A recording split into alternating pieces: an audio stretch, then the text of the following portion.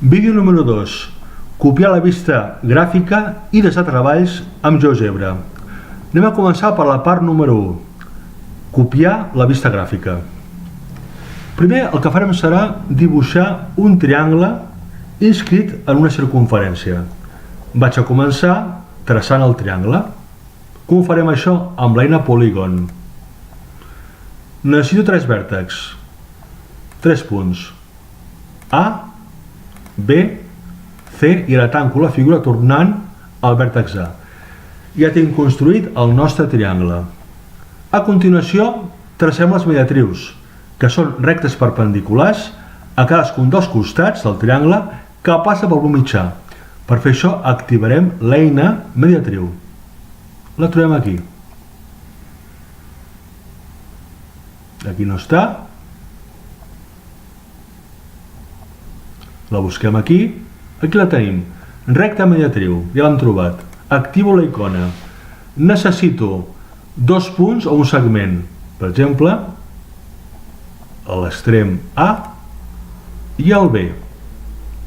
Ja tinc una mediatriu. La mediatriu F. I aquí està la seva equació. Amb l'altra mediatriu faig el mateix. Punt B, punt C. A continuació trobarem el tall entre les dues mediatrius, la intersecció. Vaig a la icona intersecció. Necessito seleccionar dos objectes. En aquest cas dibuixarem, o seleccionarem millor dit, les dues mediatrius, la mediatriu F i la G. Aquí tinc el punt d'intersecció, és el nostre punt D. Seguidament vaig a dibuixar la circumferència. Icona circumferència. Necessito un centre i un punt. Aquí tinc el centre i aquí tinc un punt. Qualsevol vèrtex em val, en aquest cas agafo el vèrtex B. Selecciono aquest vèrtex, ja tinc la circumferència inscrita, circumscrita al triangle, o el que és el mateix, el triangle inscrit en la circumferència. El que farem serà amagar les etiquetes dels costats. Els costats seran el costat A, el B i el C. Activo la icona escull i mou. Selecciono el segment C, queda destacat, botó dret, i ara desmarco l'opció mostrar etiqueta. Ja no hi és l'etiqueta C, ja l'he fet desaparèixer. Faig el mateix amb el segment A. Selecciono, botó dret, desactivo mostrar etiqueta, i faig el mateix amb el costat B. Selecciono, botó dret, i amago l'etiqueta. Ara amagarem la mediatriu, les amagarem. Selecciono aquesta mediatriu, la F, queda seleccionada, botó dret,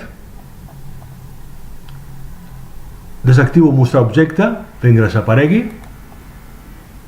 Desapareix de la vista algebraica, però no de la vista... Perdó, desapareix de la vista gràfica, però no de l'algebraica. Aquí continua existint la recta. Si la torno a activar, tornaria a aparèixer. Aquí la veiem. D'acord? Ara, torno a fer desaparèixer, botó dret, i el mateix amb l'altra mediatriu. La selecciono, botó dret, desactivo l'opció mostrar objecte. Ja tinc la circumferència circumscrita al triangle. Ara a continuació anem a inserir una imatge. Vaig a donar una mica la vista gràfica, anem a desplaçar-la, d'acord? Anem a desplaçar-la i vaig a inserir aquí una imatge. Per això farem servir la icona d'inserir una imatge.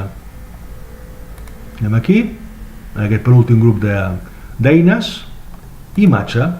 I el programa em pregunta quina imatge vull. La busco, per exemple, escollim en aquesta carpeta la imatge de GeoGebra, de la seva icona. Obro, i ja la tinc aquí, per tant la tinc perfectament inserida a la nostra vista gràfica. Aquí hi ha un parell de punts que permetran reduir la imatge, augmentar-la o girar-la. També puc moure la imatge com jo vulgui, exactament igual.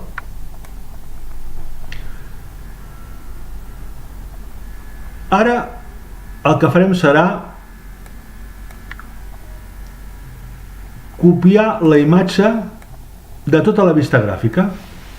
Per fer això anirem al menú arxiu, exportar, per exemple escollir l'opció vista gràfica al portapapers. Ja tinc la imatge copiada.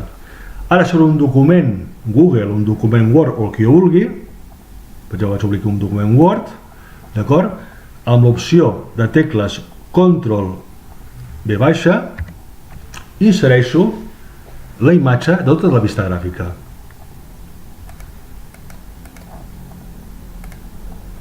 Em pot interessar també únicament